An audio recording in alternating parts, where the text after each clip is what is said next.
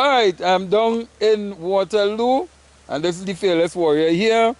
And I'm here with Romando Rampersad. And with me today, I have on the site with me is Miss Valerie Bowen, better known as Miss Val.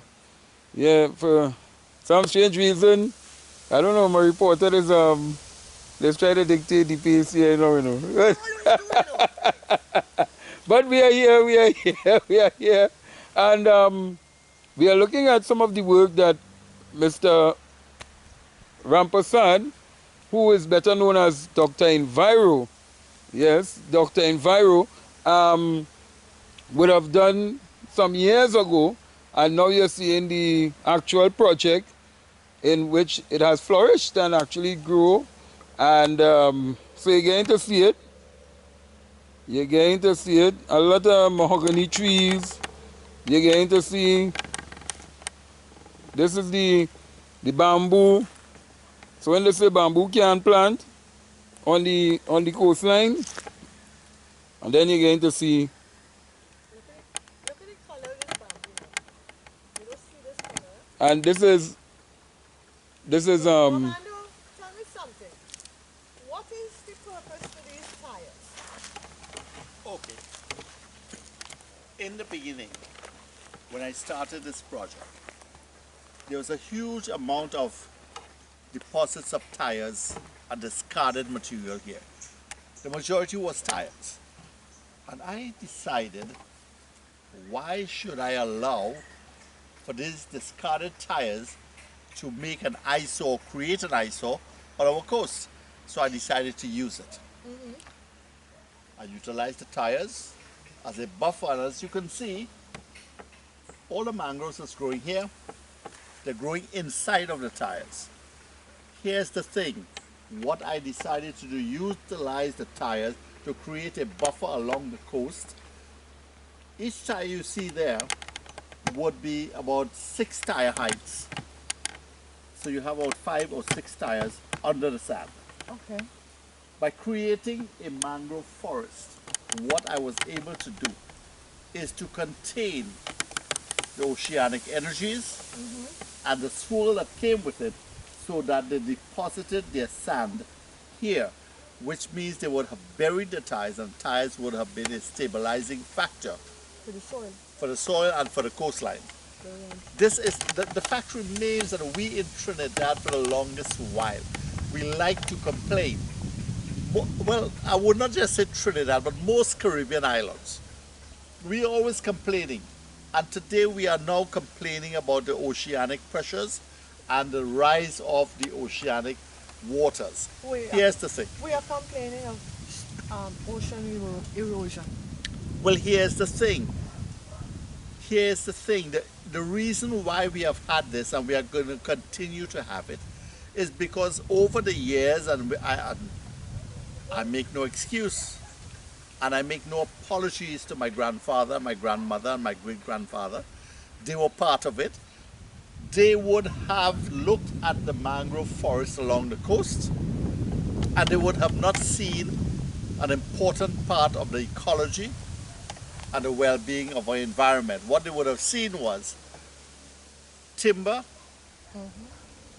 tanning for leather and so on, and they would have harvested the mangroves without care. And this went on over the years. Now there are people who might disagree with me. That's all well and good. Disagree with me. Do so respectably, because I am one of those people who like comments. I like people to disagree and tell me why you disagree, so I can explain myself further. The fact remains, this is what we need along our coast to ensure that erosion does not continue in this manner to take away from the land what we are trying to protect.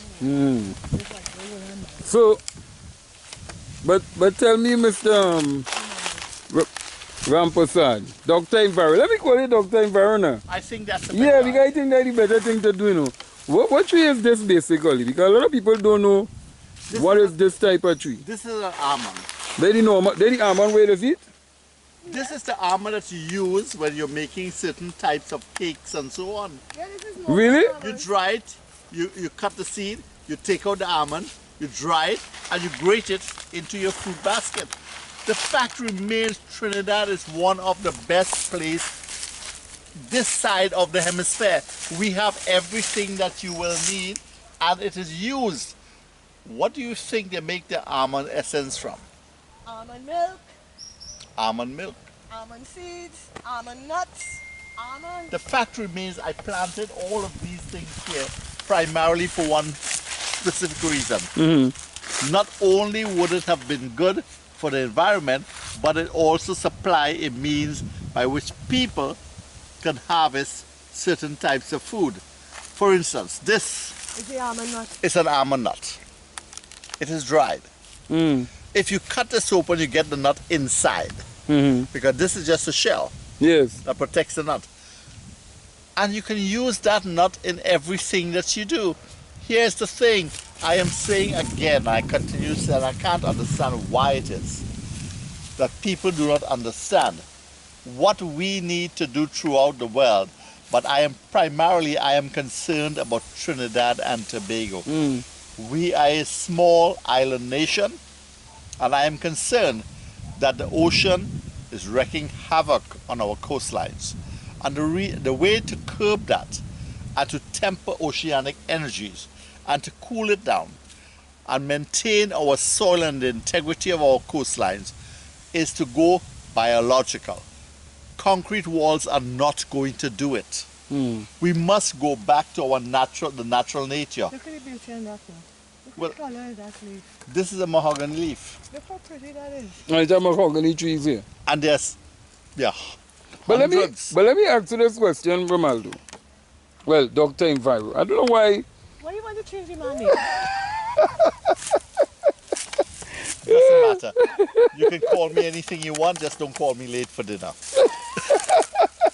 But Dr. Enviro, let me call it Dr. Enviro because I'm more known by Dr. Enviro. I think you're more comfortable that way. Yeah, Yes. but because I think everybody gonna know you by that, you know. Yes, I think I so. think everybody gonna know you by Dr. Enviro because here it is here in the environment of Waterloo, and I'm watching this project, and you're literally seeing how the plants, how the trees have now, which would have been plants, now morphed into trees, Right. and now you have what, mahogany, Cedar, cedar, almond, almond, gula jamun, jamun, mango, yeah, mangoes also, starch mango, eh? Mayaro durus.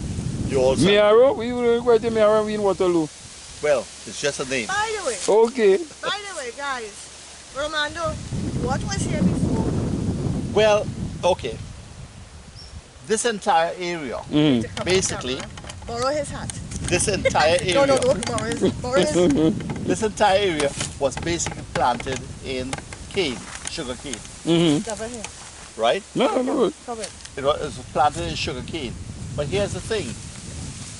When the sugarcane industry collapsed Mm-hmm. internationally and nationally, locally, we needed to find a way to maintain the we go to- coastlines. Can we go across by that shed? We didn't fall it. Nah, then we have the beautiful trees. Why you want to run from natural in rain, man? This is natural No, no, water. excuse me, I forget I is a white person. I just melt in sun and I just anyway. But but how long? When did this project start? 2003.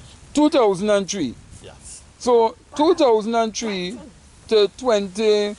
To 20. 2011 Right. was when I was here. Right. Most everything was done within that space of time. After 2011, Mm, well, look, their governments would have changed. right. And let's be realistic. Right. There are people who really care very little about science, but they care very much about politics. Right. And politics would have dictated that they needed to remove me from my research project Mm, and replace me with some people of their own. I have no problem with that. I have no problem. But I can tell you this. Romando, hold on, before you go any further, for the viewers and listeners, just a simple, straightforward, basic answer. We are all looking into the environment today, and we are also looking into science. Can you tell the listeners and them what's the basic difference and what's the basic similarities? Of Science and environment, stroke agriculture. well, And the- how we can bring the three together or the Okay, two okay. together to enhance and create something as beautiful as this. Miss Bowen, No, let me explain.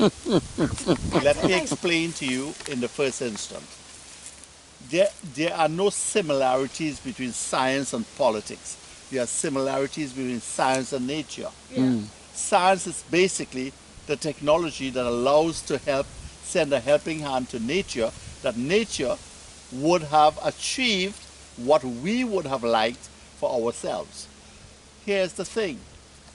We of this country and most of the Western Hemisphere, particularly the archipelagic states of the Caribbean, would not have paid much attention to science over the years.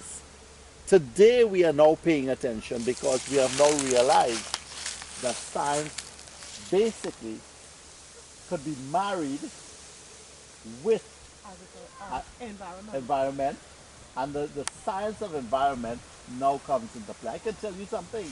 When I first mentioned this project here, Miss Bowen, back in 2003, it was Dr. Keith Christopher Rowley who first took notice of my initiative to create a mangrove forest along the coast. Wait, And he hold had on. recommended, hold on, let me explain this. Dr. Rowley back then was the Minister of Agriculture. What he did, he mentioned to the Minister of Housing and Environment, Mrs. Penelope Beckles Robinson, that she needs to pay a close attention and ensure that this type of research continues. Okay, Here and right through the whole Yes. of Trinidad and Tobago. along the coast, along the coast. Where in your opinion is, apart from here, where along the coast of Trinidad and Tobago, Trinidad primarily, you see need a project like this more important to start like now? Well, it's not to start like now. The fact remains, a project like this, you don't need a now start. What you need is a continuation of the work that I have done along the coast from here all the way down to Cedros. We need to mitigate the oceanic energies, and we need to ensure that the coastlines are not eroded. So, well, let me take a walk and we go down. Where shall we get the shelter? This way?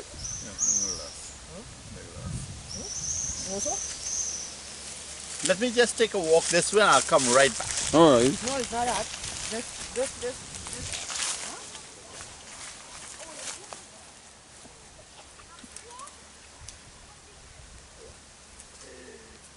Is the glassy going walk? Is that running? Yeah. But so we going so? No, we going so. Yeah, we going so because we want to change the. I already get 3 bites already, yeah? No, I want to see more the mangrove because we want to go out more by the but we only see front actually. So And you've seen it? what you're seeing here, what you're seeing here, this coastline was basically an abrupt fall because there was nothing here to protect the coastline. But we are also noticing, Romano, you see, look at all the tiles and is this thing going to come up here or is it going to stay behind? it's going to, eventually it's going to be covered. Covering all here. Yes. Well, you see? No, the ocean will not come this way because the mangrove has mitigated the oceanic energy. Oh, So- so she's pushed it back. Right, it's pushed it back. So what you're seeing is deposits where the land has now been starting to rebuild Right. That's why, along the coast. that's why we see these streets here now. That is right. But let me ask you this question.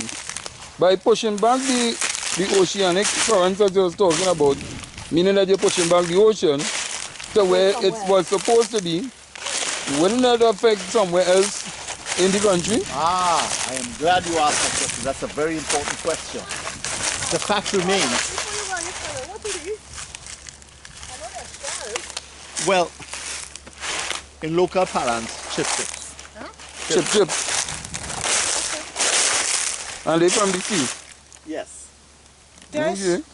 this now, but we're on dry land. This Yes. one's supposed to be over there. No, people would have harvested it And left it cleaned there. it right there.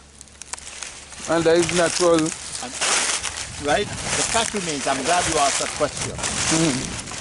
Here's the thing. This is a natural buffer.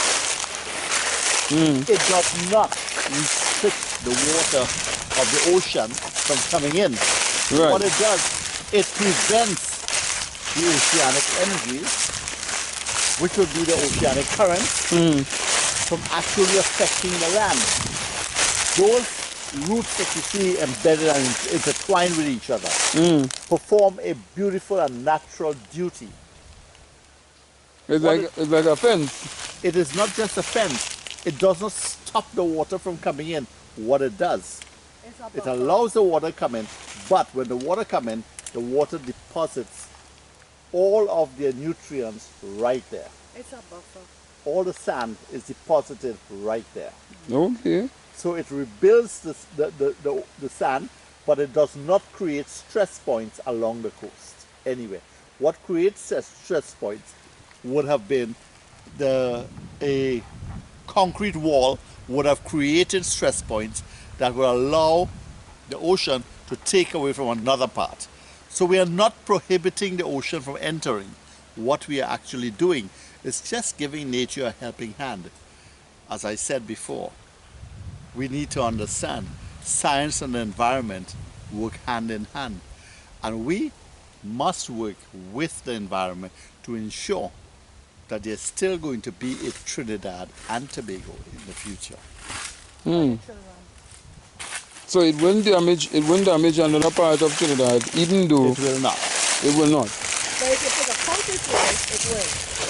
It will, because you're restricting the movement, the natural movement of the ocean and the tides. But at least one of the nice things, if you watch, you can actually walk through the trees and you're seeing how it was well lined up, Well maintained, well maintained.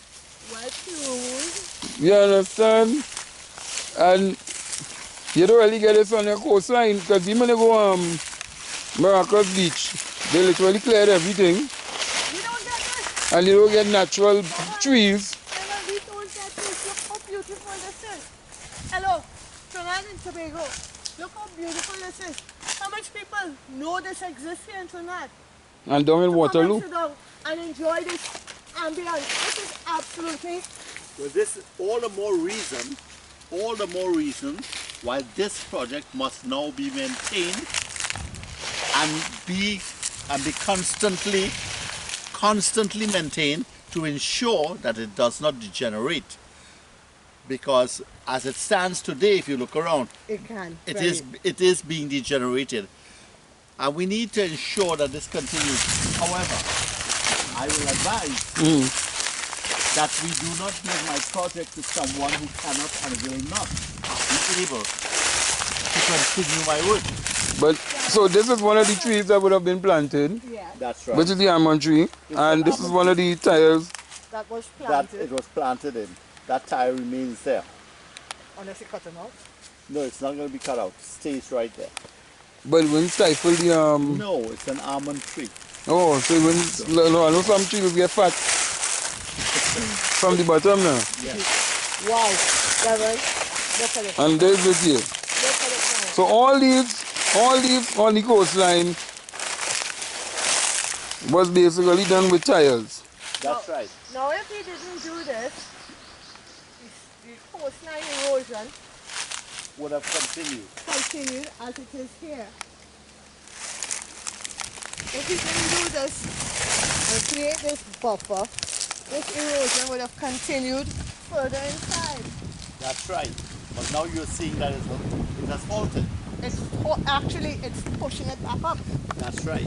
Devin, Romano, So you started this in 2003. 2003 and we're in 2000. 21. Yes, but I was only allowed the opportunity from Up to 2011. 2011. Because as I said, Different government the change change. of politics, some people believe that science has no place in politics, and they use politics. But America's changing. But what is this whiting really could be used for? Okay, all what The you're chips. seeing, all you're seeing there, all of that is pure calcium, and it's nutrient. That is nutrient for the trees and plants that will grow along the coast. So people will come to the mangroves, get the chips, shell it, clean it, put it right here. Well, show it back here. But a lot of what you're seeing here are not from people. Basically, they're from dead organisms that came and washed up on shore. They had been deposited there by the natural tide. Meaning dead fish. No, yeah, but so they would have come through all that Yes, all of that. Amazing, isn't it? Hold on, that's a breakdown. Amazing, isn't it? It shows you how nature operates. okay. Nature Rebuilds itself. rebuilds itself. All it needs is a helping hand. So it's just like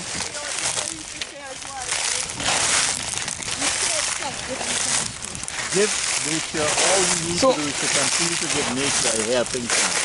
And nature will continue to rebuild itself. Look how very expensive tire there. Kumu.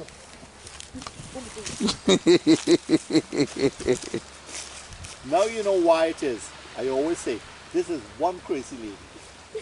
Sorry. I'm gonna resist that one. no, but what I'm amazed at, is that you're hearing the natural birds coming back. But one of the things that I'm amazed at is that you're actually using the tires.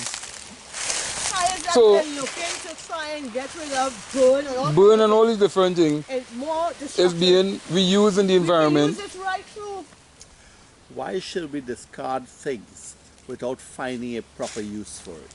Well, some people would say that tires would cause some kind of thing in the environment and What? well, toxic pollution. I will not want to venture there because let me explain myself.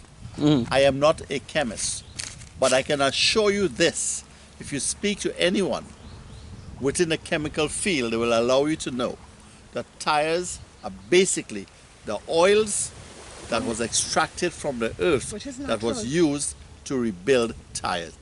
And why not can we replace that back where it belongs? But it wouldn't rot. It takes centuries. That to is rot. what you think. Unfortunately, that is what we think today. We have not been proven scientifically that tires do not decay. They do. And I can assure you, they do rot. They do. They do rot and they break back down to their natural elements eventually. And by the time these by the time these guys and them break down, it's replenished. So what we're saying now is like the tide starting to rise. Well, the tide has already risen. Yeah? The tide has already risen. But it's going to come in here slowly now because the roots of the mangrove would have mitigated the oceanic energies. Oh God, well that means we wouldn't get to see the wall way up in the sea today. You will not be able to see that today because I did not put up a wall. What I did was put up some tires, basically just to ensure that the tires created a buffer, and the manner in which the tires were put up was not to restrict the water, but to allow it to come in.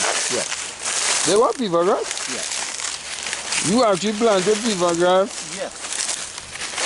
Along the Eh, And why should I not? Why should I not? This whole thing is very nice. Why should I not? This So- is what creates our history and our country and our environment. but I go like walking through here and you're watching how the leaves fall and all these different things. Now in our next country they will call this what, autumn? No, spring, Autumn. autumn, where all the leaves falling, and that brings in the coldness outside. Well, every tree has a season, and for every season, there's a tree. Right. And the fact remains that now, there are certain trees that shed their leaves when the weather becomes very hot and the water starts disappearing. That allows the tree itself to survive. It's a matter of survival. Not necessarily a matter of health, but simply a matter of survival. Yeah. So how many tires you had to use to get this? How would I say it? On every tire there are 6 tires on the bottom. Under each tire, there's approximately 6. 6 tires under there. So you're talking about thousands? That allow the ocean to do its job and bury those tires. Unfortunately, part of my work was destroyed by, again, by unscrupulous citizens who could not understand the importance of the environment on the mangrove, and they burnt the tires here and cut down, destroyed some of the mangroves here, which would have now have allowed the ocean to penetrate here. So if you notice from where you came to here, it's a huge difference, because the ocean is now penetrating here and beating against the land and taking it away. So tell me, because of human doing this piece of madness, in terms of cutting it down, destroying part of the, I don't know why, because they must want to go out and swim or something. I have no idea. But Who understands human? But I can see the corals, the shells and things. Those are oysters. Eh? Oyster. That is around the Yeah, those are oysters. On the roots yeah. of the red mangrove, the stanchion roots. They're going to come and fish for that just now. But they're not a proper size yet. All like oysters? Yes. Young oysters. They will grow and eventually people will harvest them. Okay. And how far are these tires going out into the sea? Well, as the tide comes in, you can see where one's showing there. That is as far as it goes. And you could only do this when it was low tide Yes. to put on the tires. Yes. If you There's get a- back this project, you will And there's a- replenish. Of course I will. And there's a beautiful egret perched right at the edge of the water. I'm seeing them. And she's young. Have a little one over here. What do you call that? The water waders? Yes. And of course you do have the bud skippers. Who's that? Who's the butt It's a skippers? fish. They're fish, and you will see them in about, and in the next hour they'll come up here. And you know how far do you feel it's out? You're just stopping for I know. Smaller. So nice the bird looking, eh? So I hope this satisfies your curiosity and what you wanted to Well, I tell me want to about. find out a project like this, because we have to look at costing and all these different things. When does it start? It would have started basically under the, like a reforestation. Yes, it is a reforestation project. Right. But So on the it's- coastline. Right, but it's minimal expenditure because all they had to do was to pay the workers, which was basically a worker would receive, I believe, Was 8 something. was something like that. I'm not too certain. I'm not too sure about it anymore. What they get now. About $1,200. Right. So, and that is how it went. But as I said before, the whole thing was to do my research, and my research was supported by the then government and the then minister. And I can say this without fear or favor to anyone, because I don't need to defend what I say. I can say it at any amount of time. It was Dr. Keith Rowley who first recognized the importance of my research, and in so doing he advised Mrs. Penelope Beckles Robinson back there. I think she was not Robinson then, she was only Penelope Beckles, Yeah. to advise her to proceed with assisting me with this project to ensure that what I was saying, my research, was going to be what I said it was going to be. So said, so done. So you delivered. I delivered on what I said I was going to do. And people will not believe that this is right here in Trinidad on the coastline. And it is proven that it can be done. And it's, look, the temple in the sea right here. And if you look further, you can see downtown Port of Spain. That's why I was asking. Is that downtown Port of That's Spain? downtown Port of Spain. So this is what I just be seeing sometimes. So, Somebody. yeah. And you can see this if you stand up from, so you can see coming down here, but you mightn't see the temple. But we can see them, but them can't see me. Hold on. Of course we can see them. I just had to pull out the telescope.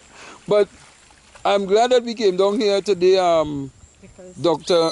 Enviro, and we get to see the project, we get to see the actual work that is being done or was being done, and it needs to continue.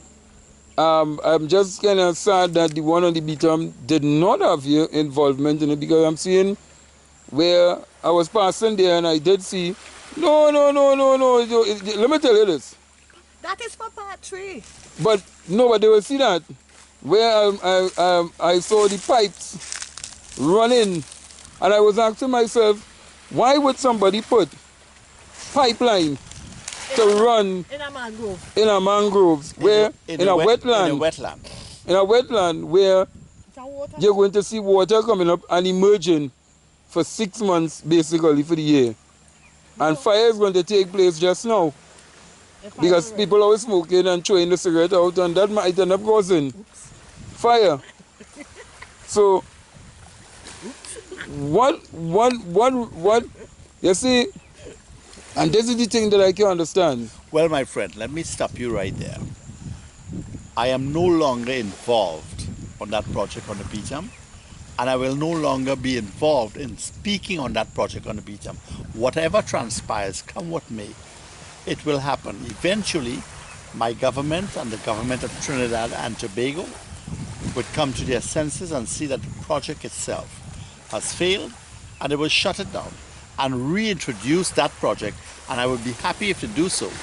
Instead of spending millions of dollars there now, reintroduce that project as a reforestation project where less expenditure and better working time, and the people will be able to work, and the mangrove, the wetlands will be able to be rehabilitated. It is not my place to even consider speaking of that anymore. I have said what I said, and that is as Yeah, far as but- I'm willing to go with that. Romando, there's one or two questions I need to ask first to put on, to bury this once and for all. How many people from the Beetham Gardens and Lavensville were involved in the project? 22 from the Beetham. 22 people altogether, but not 22 from the Beetham. I had taken some people from who had worked with me previously here to work with me there, because they would have already gone through the training with me, And gotten the experience. and they had the experience, and I was relying on them to now assist me with training the new workers. Unfortunately, my time there was short. I hold nothing against anyone. Right. Look, the fact remains is I am no longer there. I am not going to comment on that Yeah. project anymore. And I agree with you with that. But really and truly, I'm glad that people are responding, and they're seeing the video, they're seeing what your work is like. And those who said that bamboo cannot be grown on the coastline, well, you got a next thing coming, because But you know, there are those who said that mangrove cannot be replanted manually. We must sit back and wait for it to develop itself. And I have proven them wrong. I have lent the truth to the lie, that you cannot, as human beings, help nature and give nature a helping hand. I am showing it now. This is my work. This is what I'm proud of. I cannot say anyone else have been successful in this field officially. I can say without fear or favor This is my work. This is what I've done. And you know what? At the end of the bloody day, no one can take this from me. So I'm certain and I'm hoping that I would have answered all your questions. Yes, you have. Yes, you have. So, Thank you very much. look out, because Dr. Enviro is a fisherman too. He is a fisherman. And one of the nice things before we wrap up this video is that I actually have some pictures that I want to show you also, whereby you will see little lobsters, baby lobsters. And you'll get to see that these things coming back into the wildlife. Right here. Right here, down in Waterloo. So, who knows? One of these days we might see turtle. You never know. But stay tuned for part 3. That'll be very optimistic. Well, you never know. But we will see in part 3, we're looking at the fish, the different strains of fish We have in Trinidad. that it have in Trinidad, and also what does Dr. Enviro and what is his project he's doing right now. And you'll see a giant warbine, a warbine that you could eat. Stay tuned. I want to give no more. So, Daily Fellas Warrior, Val, and Dr. Enviro, we signed out from down in Waterloo. See you all on Sunday.